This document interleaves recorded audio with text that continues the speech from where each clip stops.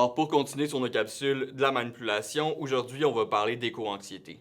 Puis dans la vie, cette dite campagne de manipulation-là, c'est normal de se sentir impuissant, voire même démuni.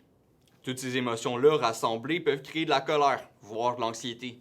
Cette anxiété-là, elle peut se manifester sporadiquement, un peu comme une phobie, ou être présente en tout temps, plus comme de l'anxiété généralisée.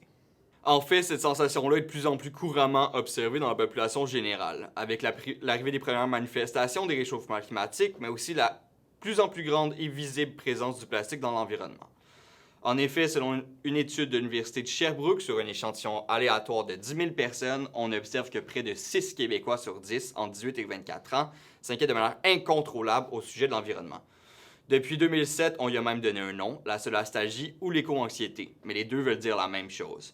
Ça se présente comme une peur pour le futur, mais aussi un certain désespoir pour ce même futur-là. En gros, plus que juste une émotion, l'éco-anxiété peut avoir de nombreuses conséquences. On parle de dépression, d'insomnie, même de crise de colère. Un peu comme un choc post-traumatique anticipé, chez certaines personnes, voir un simple bout de plastique maladroitement jeté peut déclencher une véritable crise. Malheureusement, il n'y a pas mille et une solutions. La seule qu'on a, c'est de changer notre façon d'agir et d'essayer que le plus de gens possible se tournent vers la conservation et la réutilisation plutôt que la consommation et le recyclage.